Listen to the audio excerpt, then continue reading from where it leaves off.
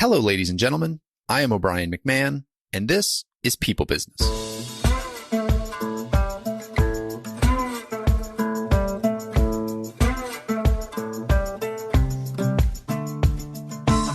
In this episode, I'm joined by two guests, Karolin Helbig and Minette Norman. Karolin is a mindset coach for executives. She holds a PhD in human biology, and she is an expert in mindfulness-based emotional intelligence. Minette is a leadership consultant who helps build inclusive cultures by leveraging her experience as a former Silicon Valley software executive. And they together teamed up to write the book, The Psychological Safety Playbook, Lead More Powerfully by Being More Human, which outlines 25 actions leaders can take to create psychological safety within their teams. And that is really what this conversation is centered around, psychological safety. That is a term that has come up a number of times on the podcast related to any conversation that we're having around team dynamics, around leadership. Psychological safety comes up a lot. It's a big buzzword. But what does it mean? How do you create it? What are the misconceptions? What does it look like when you're doing it right? What does it look like when you're doing it wrong? We really unpack a lot of that and get into some of the 25 specific actions and tactics that they lay out in the book. This was a really fun conversation. I learned a ton about psychological safety and different things that we can do. Especially for me, what I really took away is how we can process our own emotions, especially our negative emotions, so that we're not hurting the culture and relationships we have with the team. And we're actually reacting in a way that, you know, might still create some conflict, but creates the safety where people still feel like they have a voice and can speak up, and we can get to the best outcomes. I hope you enjoy this. I think it's going to be really relevant for a lot of people. I mean, I think it could be relevant for everybody. I hope it's relevant for you. Here are Minette Norman and Karolin Helbig. Minette, Karolin, welcome to the show. Very excited to have both of you on. And the topic for today is psychological safety. And this is a topic that has come up so many times on the show. And yet I've never had experts on the show to actually talk about psychological safety specifically. It's just come up in relation to other topics. And so this will be really fun to dive in and get to the meat of this.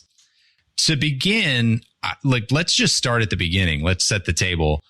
What is psychological safety and what is it not?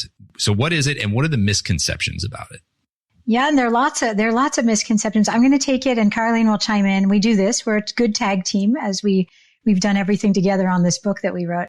So, you know, you may know about Amy Edmondson, who's really the world-renowned expert on psychological safety and has been researching it for decades. And one of her definitions of that, she says it's a belief that a group is safe for interpersonal risk-taking. So that's a basic definition. But the way we really like to think about it is that it's a deeply human experience and feeling that in a group, you feel and believe that you can speak up, you can ask a question, you can challenge the prevailing viewpoints in the room, you can make a mistake, you can show up as yourself without fear of being excluded or embarrassed or humiliated. So that, I think, brings it down to something we can all sort of viscerally feel because we've had that. We've had the experience of being able to speak up and times where we felt like this is really too risky and I'm not going to put myself out on a limb. So that's the feeling of it. And then to your second point about what it is not, that's something where people do get confused. And so I'll offer a few thoughts and Karolin can add on that people think sometimes that if we create a psychologically safe environment, it's an environment where we always agree, where it's like super nice and polite. But really, that's not what it means. It means that we can disagree, that this is a safe enough space that we can actually dissent with one another. We are kind in the sense that we don't attack one another personally, but we can disagree with each other's ideas. And it's also not an environment where there's no accountability. We still have all the business, the business objectives in front of us, and we hold each other to high standards. It doesn't mean anything goes. So I'll leave it there for now and let Karolin add on to what I've left out there. Yeah. And these misconceptions, I think it's important to talk about them right away because they are so common. And so it's not about lowering performance standards, as Minette explained.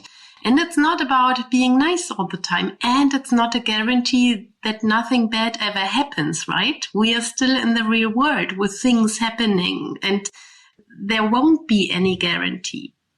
So very important to underline this. And I'd also like to add to what Minette explained earlier, what psychological safety is, a deeply human experience.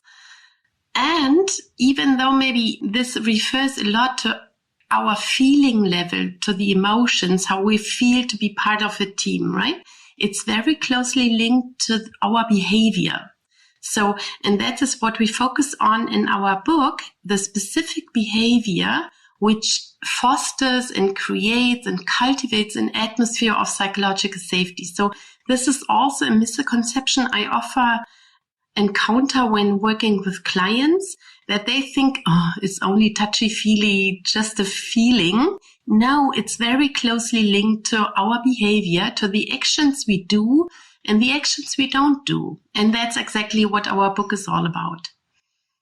Just to go down this misconception path one step further, I could see leaders thinking they're good at this and not being good at this. And so I guess, what do you see from leaders? Like, what are the big mistakes where they think they're doing this and they're not? What's happening there? Like, where's the breakdown usually?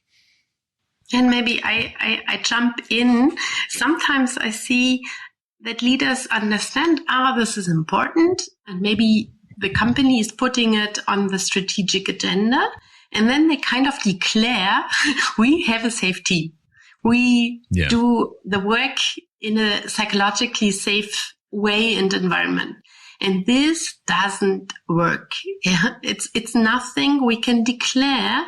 It's something we have to cultivate. And cultivating this it requires courage, for example, the courage to be vulnerable, the courage to show up as a human being. Yeah, and it requires leaders to do things they are not trained to do and that might really feel uncomfortable. So misconception is this can be declared, and misconception often is it happens automatically. So if I don't do maybe harmful things, then result should be there's psychological safety. And this isn't the case. It's really a deliberate choice because our brain is wired to be very risk averse. So Minette earlier talked about interpersonal risk taking. And this is something our brain constantly tells us not to do this, right?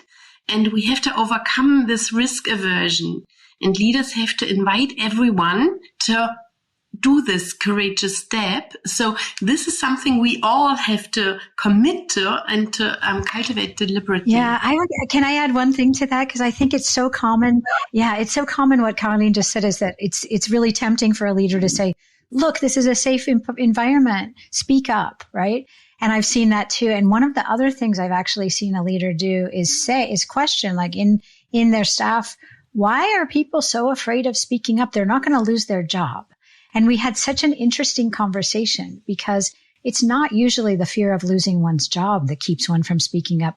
It's the fear of being labeled or marginalized, like, oh, that troublemaker, oh, that person who's always difficult to work with, when you just might have a dissenting opinion. Yeah. And so I think leaders do, as Karolin said, you have to be deliberate. You have to cultivate this environment consistently before people will believe that this is a place that it is okay to speak up. Yeah, it's the word that comes into my head is like you have to be a caretaker of the culture. It's something that continually requires care on an ongoing basis to maintain this type of an environment. I like what you said, Karolin. It's not just the absence of danger. Mm-hmm. So that's great. So let's jump into some of these tactics. So I like the way that you structured the book with the 25 different actions that leaders can take. Let's pick apart some of these if we can, because I've got some questions. How do we foster better collaboration? What are some of the tips and tricks and tactics that we can use to be fostering better collaboration? Because that's ultimately what we're talking about, right? Is everybody has the opportunity to get heard so that we get to better outcomes. Where do we start? You want to start, Karolin? We always have this little juggling moment of who's going to go first.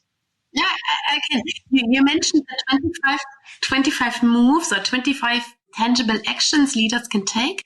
That's what our book offers. And they are kind of clustered or organized, structured in 5 big areas. And maybe I highlight those areas so that we can get kind of the whole map of what our book has to offer. So one is communicate courageously.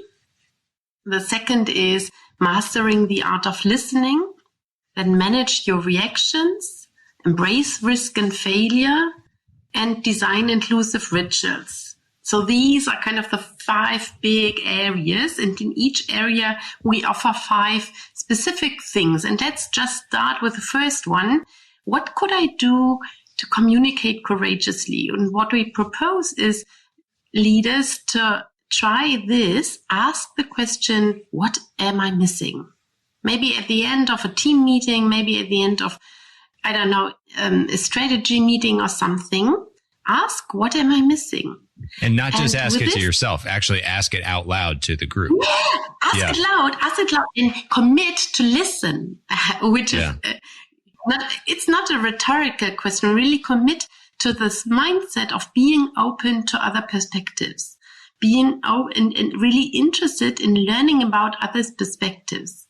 And what happens is something very deep. It's not a rhetorical question. The question needs to be really meant. And then it's about attitude. And it's really a shift from this know-it-all, maybe big ego, arrogant leader to a leader who is humble enough to know what I see is not all there is. What I see is not the truth. And I need others to contribute. And as a team with many brains seeing different things, we are better than a single person alone. It's a simple question, but it's really rooted in a deep attitude of humility and curiosity. Yeah. It seems the higher you go in leadership, the better you need to be able to balance a healthy sense of confidence with an underlying skepticism that what you see is not necessarily the way things really are. Yeah, that is so true. Absolutely. So this balance of confidence, and I would say there are many other things on the other side, things like vulnerability, humility. And as a leader, I've seen that leaders really, at first they fear it will make them weak when they dare to ask those questions, for example, when they dare to show up as a human being with limits and not knowing things, not knowing everything. And what they discover is what they thought makes them weak actually makes them stronger. Yeah. Can you talk to vulnerability? Because I think this is one where people can that maybe have some misconceptions too. What does it mean to be vulnerable as a business leader? Yeah, maybe I'll take this one to start.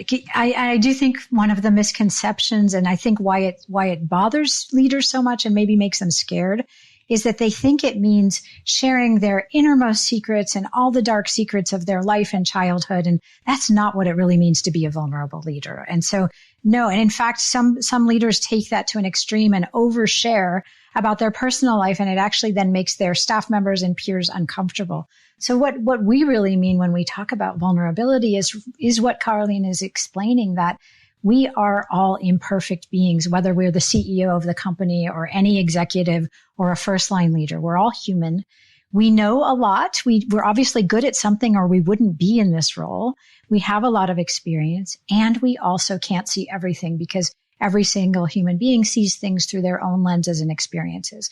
So being a vulnerable leader means saying, look, I've done all of this work. I've consulted a bunch of people. This is what I propose we do for our strategy. And I also believe there may be perspectives that are missing. And I'm open to hearing a different perspective on this because I want to make sure we as a company or an organization make the best decision we can. And another way of showing up as vulnerable is that leaders too make mistakes and experience failure. And it's incredibly important that you can share that as a leader. Like if you've made a mistake, own up to it and say like, that was a bad decision. Or, I got really defensive in a meeting and I want to apologize for that because I let my emotions get the better of me.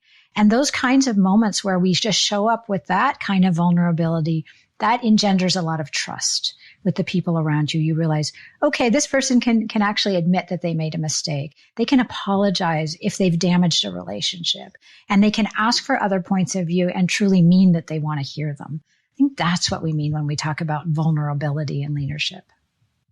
And in the book, you had mentioned being okay saying, I don't know, being okay not having the answer. And that was one I wanted to ask you about, because I get that. I do.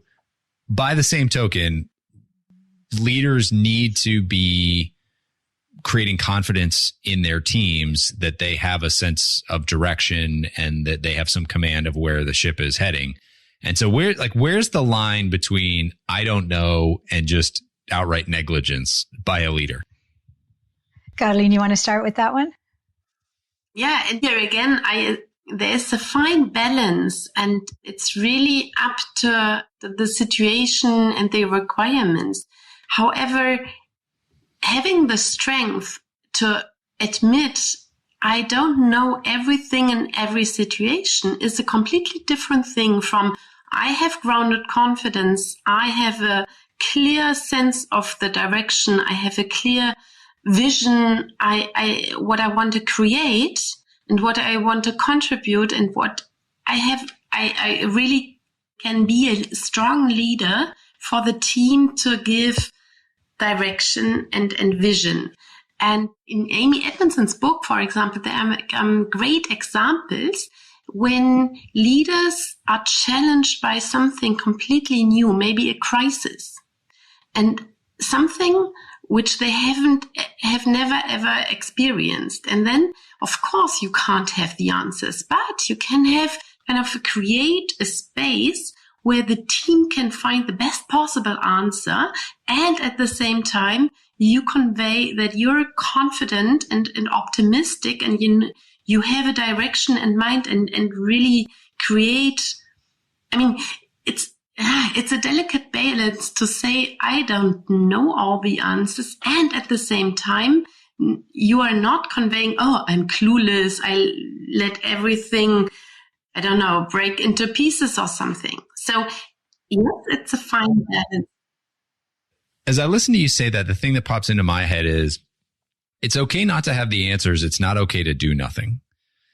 And so it's okay not to have the answers as long as you're driving to the answers. As long as you're saying, hey, I don't know. We need to figure this out.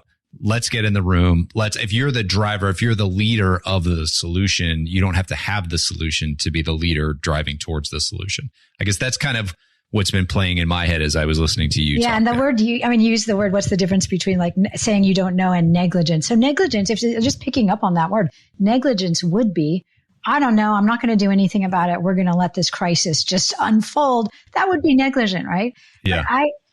Hope is our strategy. But to both of your points, I think it's that, this is something new we've never encountered, myself included. Let's get the best minds together. I mean, I remember actually leading a team one time when we put out a software release that went bad and there was a huge bug in it. None of us could have foreseen what was going to happen. And we were in a crisis moment. And there I was the leader of this team. I was not the most technical person in the team, but we had to do something. And I did exactly what Karolin just described. I mean, we got everyone in the room, the people who had developed the software, the people in my team who had rolled it out. I listened to everyone, but ultimately I had to make a decision. Are we going to go forward with a bug fix? Are we going to roll back? And basically I had to get all the information from all the experts in the room. And I wasn't negligent. Negligent would have been, I'm not going to do anything and we're going to live with this release that will destroy everything. Or I can make a decision based on this information I have now. It's not perfect. We've had a really short time, but I'm going to move forward. And so it was super vulnerable for me in that moment because I didn't know if I was making the right decision, but I had smart people around me. They all provided their honest input. I weighed the pros and the cons and I went forward. I think that's what we're talking about. So let me ask you a follow-up question to that, because this is something I was curious about too. You're getting there's kind of two questions here. So you go into the room in that scenario and you're saying, we've got these two options and I've got to pick between options. And I imagine there are people in the room who feel strongly about both options. So what advice do you have for how you make it a comfortable environment for people, even if you're rejecting their ideas? Yeah. And that's really the essence of psychological safety, that we are not going to all agree. In fact, that would be false harmony. That would probably be very unhealthy because people wouldn't speak up. And it's that question about, like, it's going beyond what am I missing? It's that we have an important decision here, and we're not going to be able to make the best decision unless we hear from every single person your honest input on this. Now, ultimately, I have to make this decision based on what I hear. So not everyone's viewpoint is going to be what we decide. However, I value every single perspective. And then if you're the leader, to truly listen, to understand each person. That's why we have a whole chapter on listening, because what I've seen is that leaders can play favorites. They inadvertently do this. They have their inner circle and they have the little bit of the outer circle. And if you're not careful, you may pay closer attention to the person you trust more. And you may not really listen to one of the people who's more on the outside of the circle. So you as the leader have to truly listen to understand every person, ask clarifying questions. Did I truly understand that? Did I get this?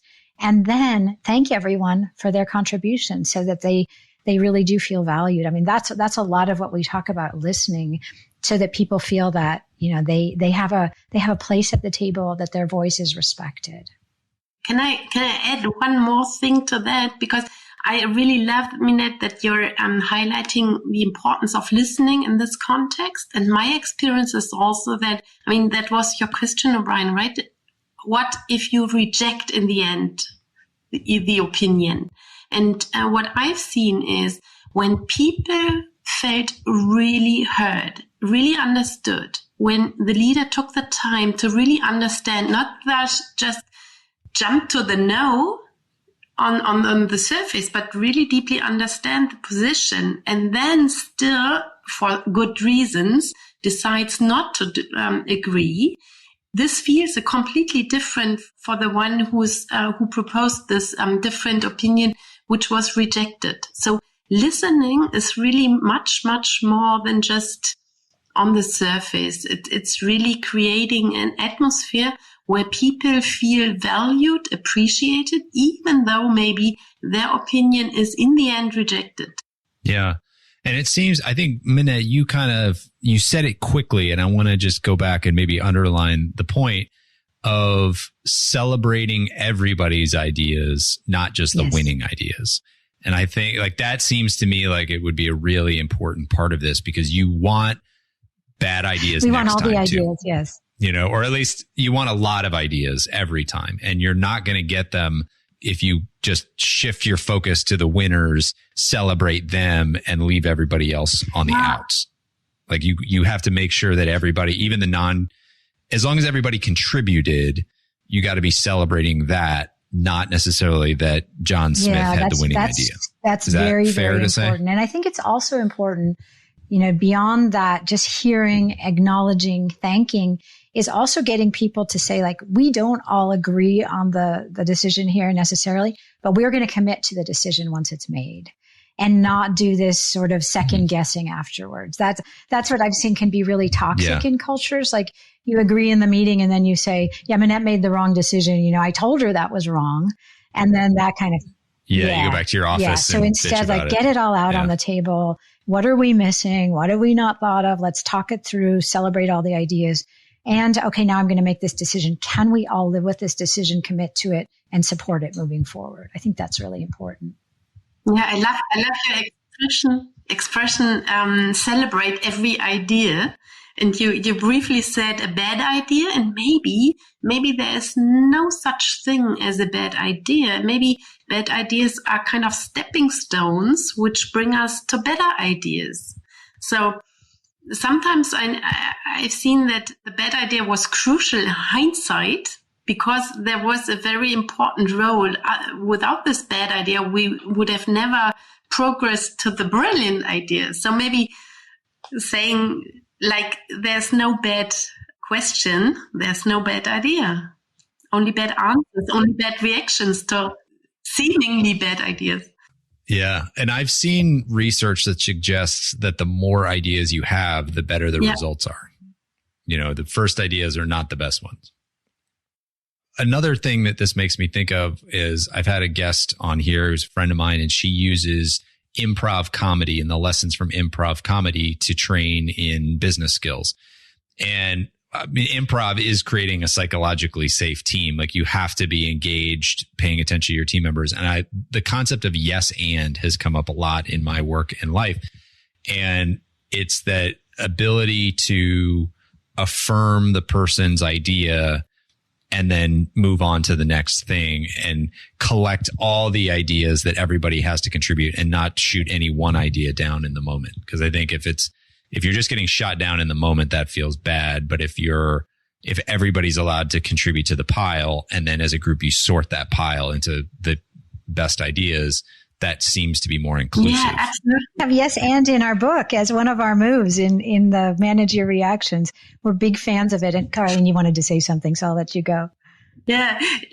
Last week I had a workshop, and this again may sound like a rhetorical question, right? If you say no, but, or yes, and, but it is not. I had a workshop and had participants kind of role play. And one variation was, this was a great method and a great exercise, but ... And in the other version, they said, yes, this was a great exercise and participants were overwhelmed how different that felt. And it was crazy what evolved in the yes and group. And it was really a little bit devastating to see the no but groups. So it's really making a huge difference. Yeah, we did with the last staff that I had when I was in the software industry. We did a whole half a day of improv training with my group, and it was really transformational in exactly the way Karolin just described. And that what happened after that is that we had a new shorthand, and it was the yes and thing. And so whenever we got into a little bit of a combative, this was after the training when we were back in everyday life, when we got into a little bit of a combative moment where someone started the no but or whatever, we all would basically have a code, and that was yes and. We would exclaim yes and all at the same time. We would laugh, we would smile, and it reminded people, build on each other's ideas, stop just tearing each other apart. And it completely transformed just the whole atmosphere in this team that I ran. And it was just those two words, because it really does shift your mindset. Yeah. One last question on this, going back again to something you said before and a thought that it had triggered in my head. How do you help people through the psychological discomfort of hearing ideas that they don't like? Yeah. And if you ask new questions, you run the risk of hearing ideas you don't immediately like, right? And for that, it's absolutely crucial that leaders really learn a different, more skillful way to deal with their emotions. So we all have emotional reactions. We all get triggered, and leaders are human beings too, with a brain and the biological system. We are not free of that. The key is to notice and create the self-awareness to see, oh, I'm getting triggered. And then not reacting automatically, instead choosing a deliberate response. And this can be done with very simple things like really pausing. Hitting the pause button is one of the moves we suggest. Taking a deep breath, so calming down, activating your parasympathetic nervous system. And you give your prefrontal cortex the split second of time it needs to come back online, instead of fight, flight, freeze. Yeah, I want to give an example of that we included in the book, because people are like, well, what happens when I get a really hard piece of feedback and it just hits me in my gut, right?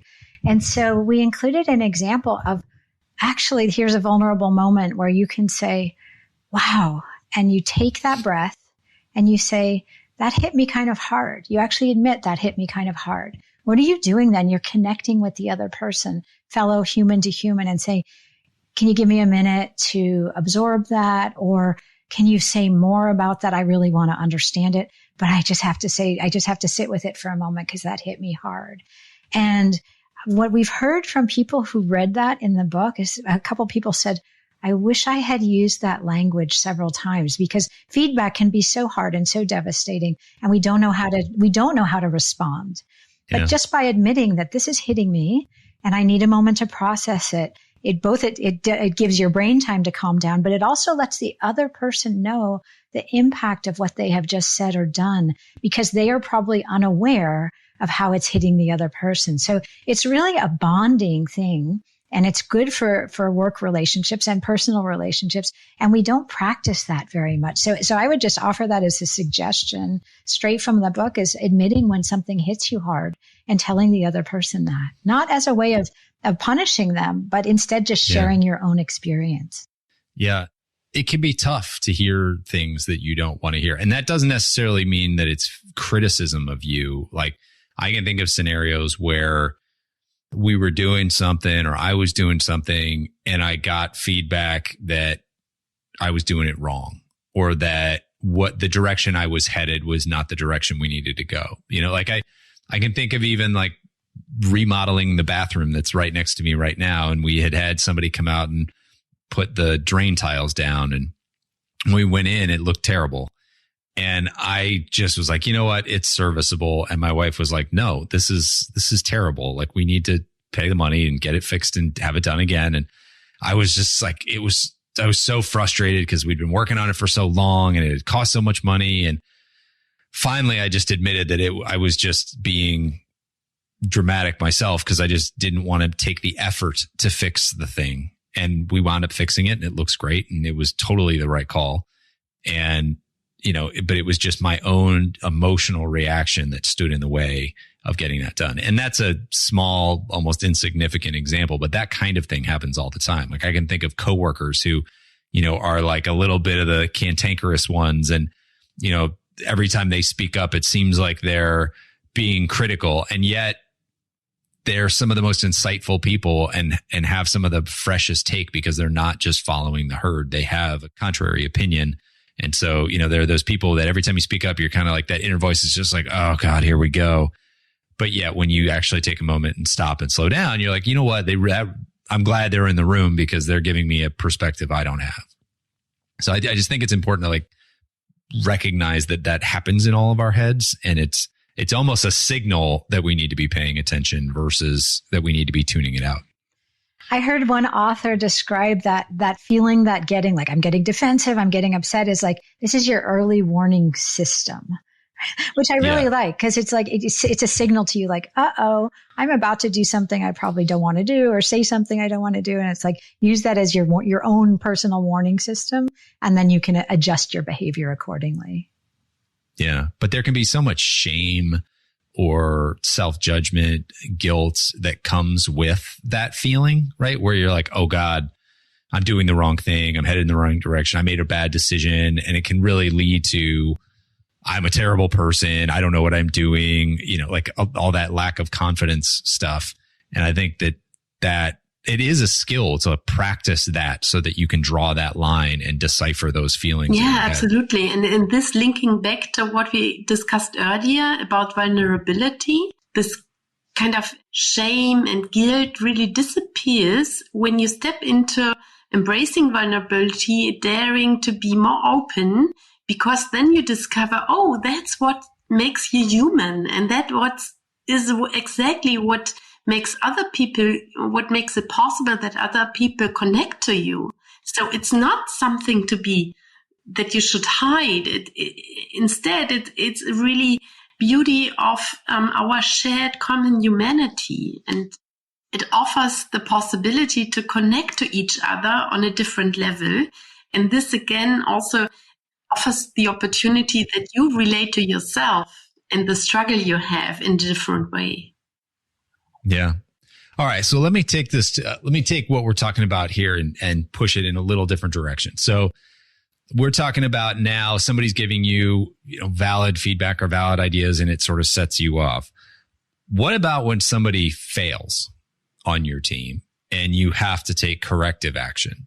Because you mentioned at the beginning, this isn't about creating an environment where everybody agrees or we lose our standards. So let's say you have a team member that is not up to standards and or that has sort of repeatedly missed standards.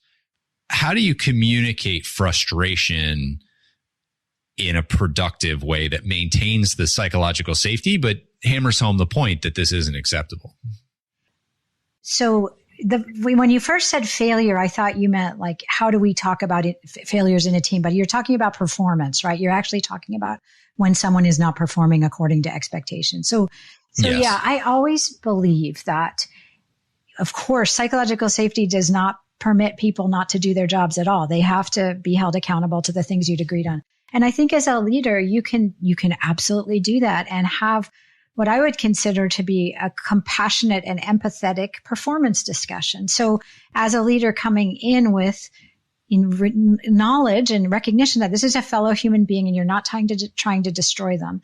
But if you have had repeated conversations about the fact that they're not making deadlines or they're not delivering quality work, ask questions out of curiosity first to know what's going on. To understand, is there something preventing them? Is there something you could have done differently as the manager to help them? And if they are truly repeatedly just not dealing well with coaching and help and assistance, you have to let them know that it's not working, that this is, we still have standards. I've given you all of these support systems, whether it's someone to help you or offloaded some of your work. And if you're still not meeting expectations, then we have to think about, is this the right job? And those things don't go away because we have psychological safety. We still have to have performance discussions and accountability discussions, but we can do them in a way, I truly believe this, where we're not destroying the person and we're not trying to make them feel horrible. And yet they have to acknowledge whether or not they are up to doing the job that you're expecting them to do and that they were hired to do.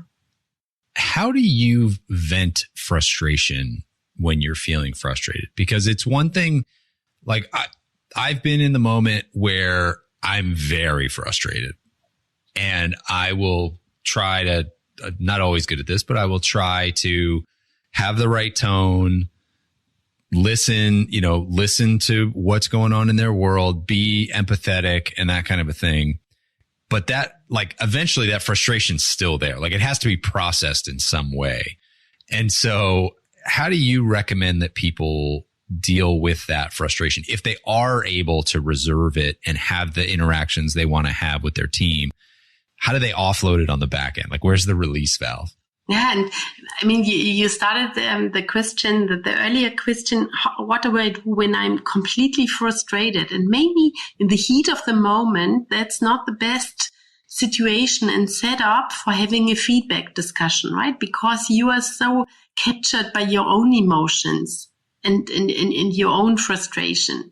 So as you said, how can I process my frustration and then have a feedback conversation with the other person in with more healthy distance to my own emotions, right? And so often what happens in such on-the-spot feedback situation is not really helping the other person or helping the situation. It's more helping you get rid of your frustration, right?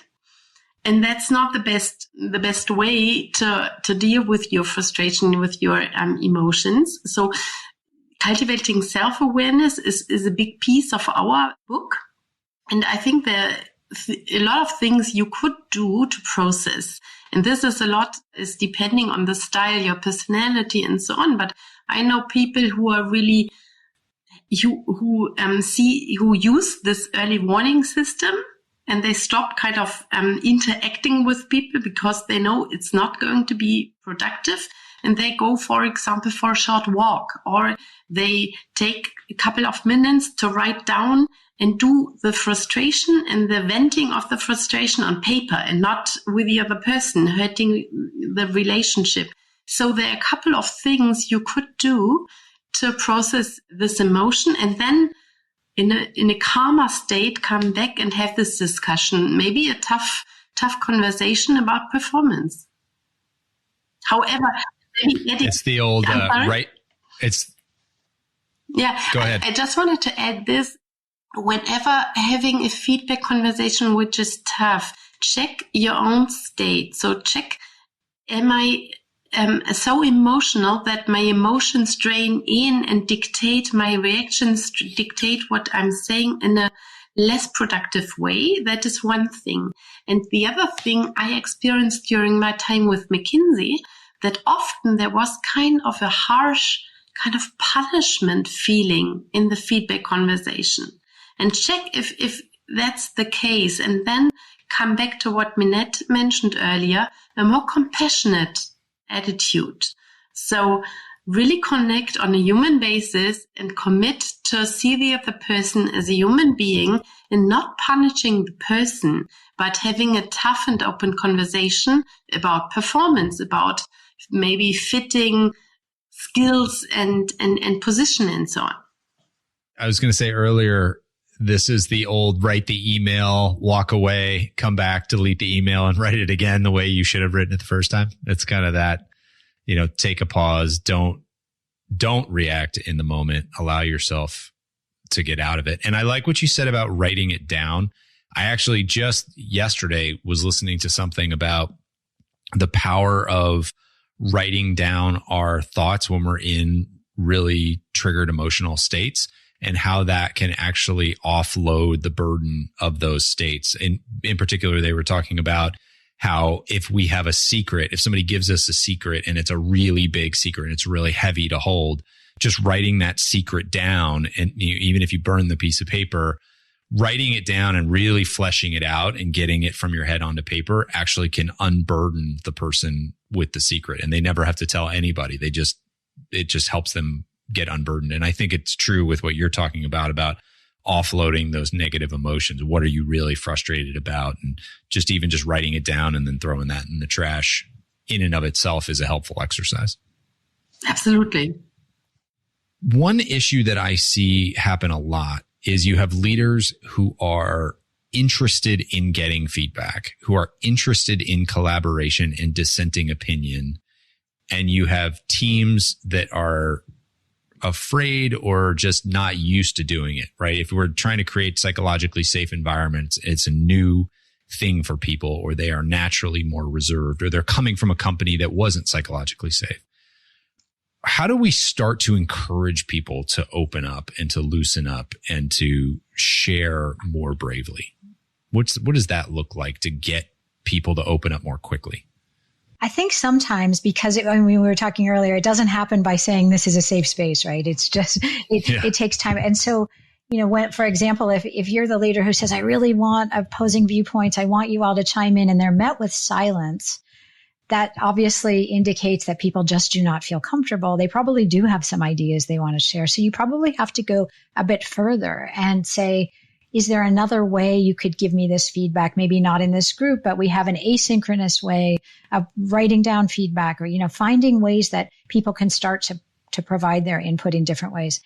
I also think it's a possibility, and we included that idea, is like ask someone to play the role of the dissenter or the devil's advocate, because then you're basically assigning them a role. So it doesn't feel so risky. It may not even be their real opinion, but okay, Karolin, right now you're going to be the devil's advocate. Just poke holes in everything I said. That gives them permission. And we believe, and we've seen this, that when you do that often enough, the fear starts to go away and it starts to become a little bit more the norm. But you probably have to do it regularly. Like in this group, we're going to always have a devil's advocate. We're going to rotate that role until we all feel comfortable.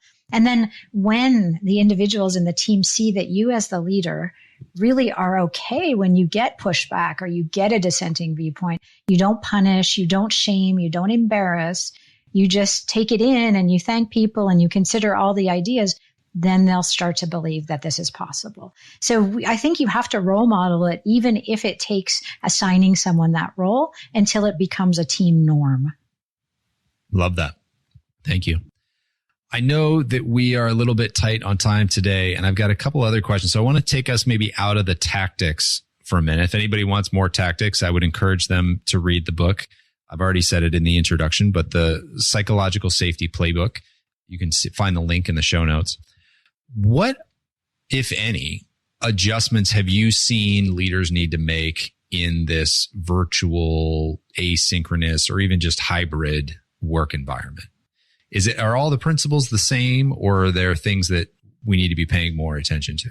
Maybe we need to be even more deliberate about the human-to-human connection. So what once happened automatically, naturally, at the water cooler in the kitchen doesn't happen now. So meetings tend to be very focused, very transactional. But I've seen really teams taking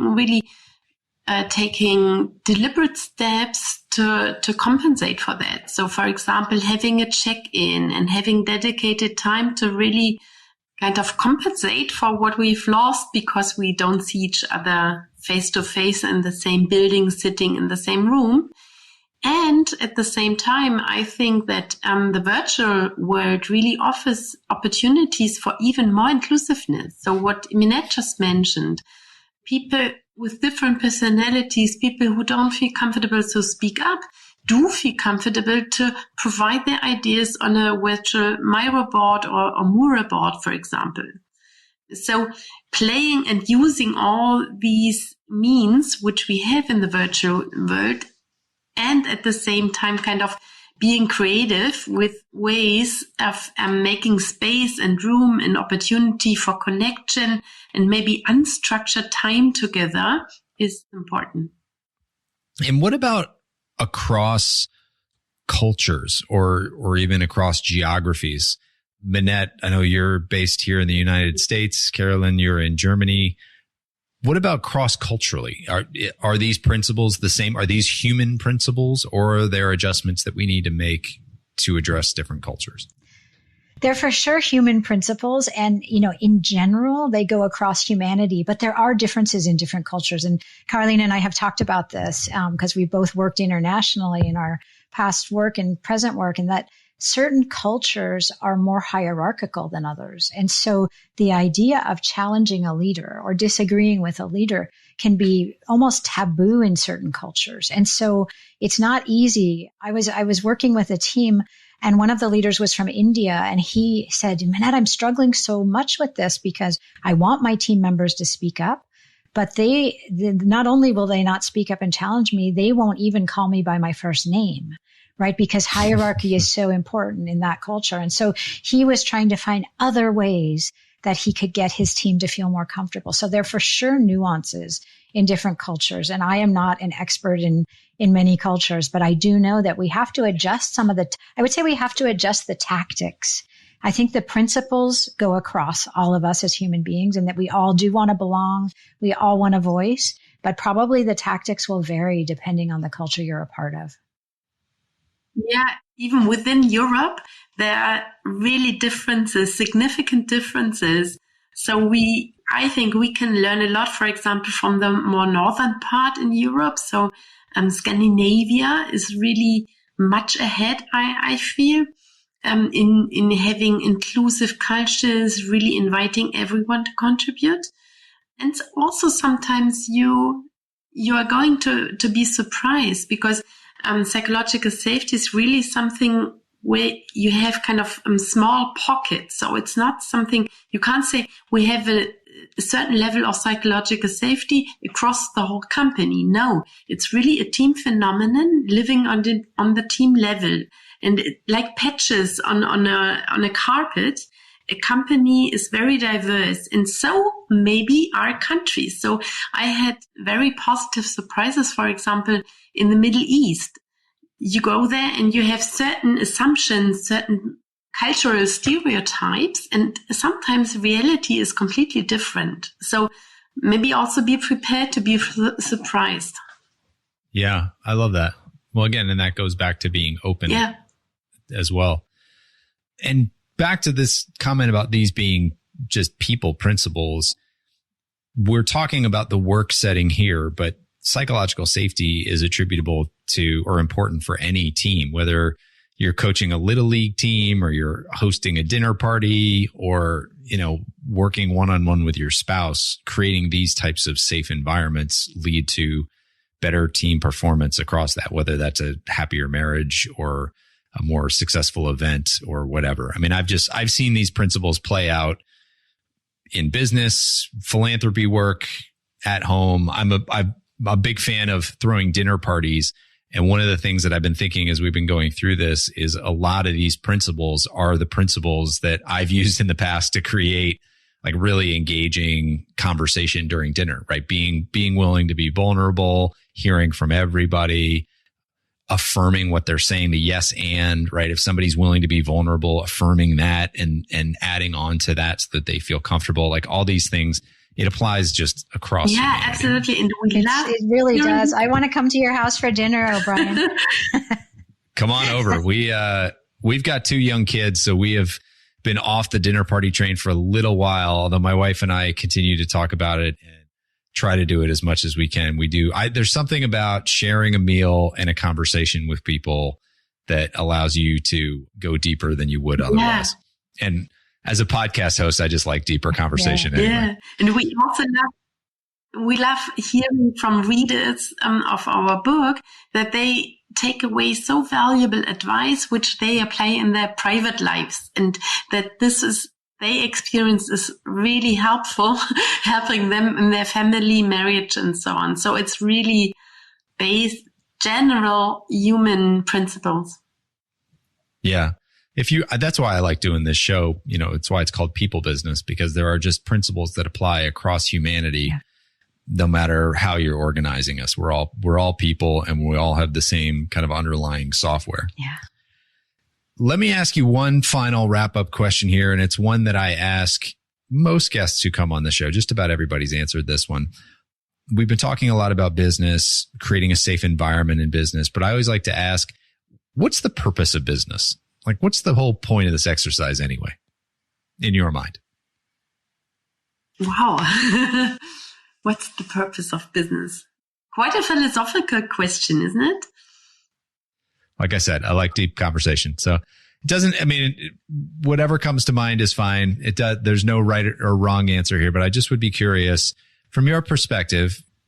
We talk a lot about business. We spend so much time thinking about business and doing business better. You know, what's the point of it all? I'm just going to say something aspirational here, that I would like to think that business is to provide something valuable to make people's lives better. I love it. Karolin? Wow, I don't have such a great answer. I'd love to ponder your question maybe after the show. However, I think business is really, when business is well led, it's giving people opportunity to contribute. Business as a whole is contributing, and it's creating opportunities for every single one to make a valuable contribution and a significant and meaningful contribution. So I don't know. It's all about contribution, I would say. I think you nailed it. I think you found the answer. That's great. Minette, Karolin, thank you so much for coming on the show. As I mentioned, I will link your book and would encourage anyone out there who's been enjoying this conversation to read it. There's a lot more in there that we did not cover. And if you need help with this kind of thing, to reach out to both of you and ask for help, because this is what you're working on. So thank you for coming on. Really appreciate it. And I hope this has led listeners to create better environments and better teams wherever they are doing that. Thank you so much, O'Brien. Thanks for having us. Thank you, O'Brien.